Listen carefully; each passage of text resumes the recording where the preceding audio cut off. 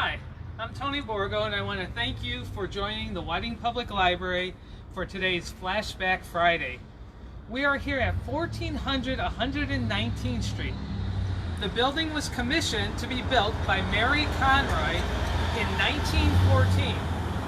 At the time of its construction, the address was 548 119th Street. Mary O'Keefe Conroy was born on July 17, 1869 in London, England.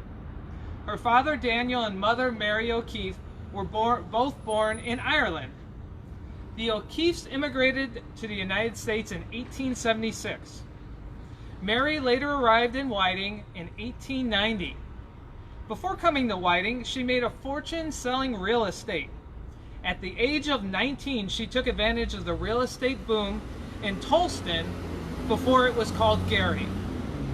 She was involved in the Daughters of the American Revolution, as well as other social and fraternal organizations.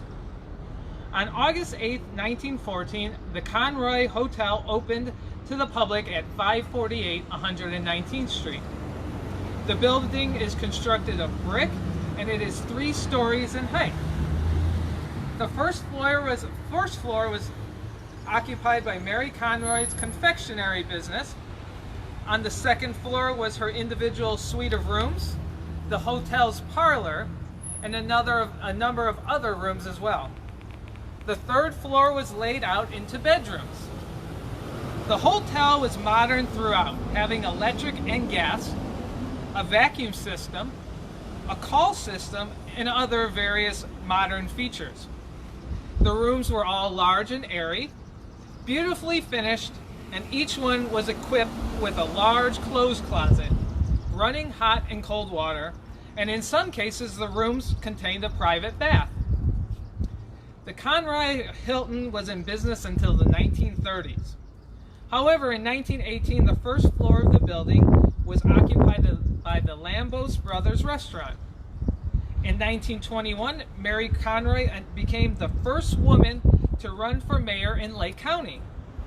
She announced her candidacy on the Republican ticket. Her opponent on the Republican ticket was incumbent mayor Walter Schrod. She ran on a platform to lower taxes, water rates, and improve Whiting's court system. Her whole goal was to boost the city's economy. On May 3, 1921, the primary election was held in the city of Whiting. Mary Conroy received a respectable 376 votes, but Schrod's 1,355 was too much for her to overcome. Walter E. Schrod retained his chair as mayor of the city of Whiting during the general election held on November 8, 1921. That same year, 548 119th Street reinvented itself as the Whiting Fruit Company. Later that year, it was renamed the Colonial Fruit Market. The fruit store's proprietors were brothers John and Frank Fetzes. John was born on April 17, 1884, and Frank was born in 1899 in Greece. The brothers immigrated to America in 1915 and found their way to Whiting in 1919. The Colonial Fruit Market was in business until 1945. In 1943, physician Harry Sylvan opened up an office in the building's upper floors and continued serving in this capacity until the 1960s. In 1948, the building had a new tenant in Nicholas Gansinger. Gansinger opened up his jewelry store, which remained in business at this location until 1961. In 1962, the store once again saw a transformation, this time as a beauty salon.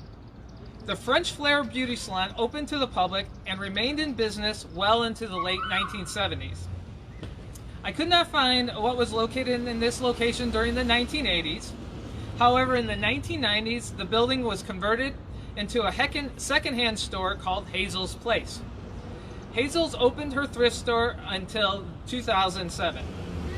From 2014 to 2018, the storefront was occupied by Whiting Wireless, and today it is a Boost Mobile dealership. I'm going to go ahead and show you some photographs of the building over the years. Okay, the first one you can see, this is when it was the Hotel Conroy.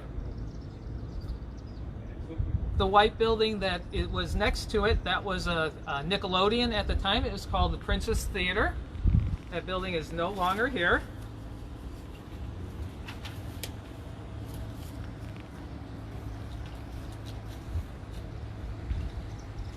Here's a photograph of Mary Conroy. As you remember, she's the woman that commissioned the building to be built, and she was the first woman to run for mayor in Lake County.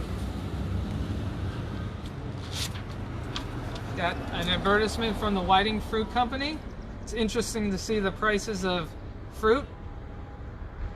25 cents for a pound of apples.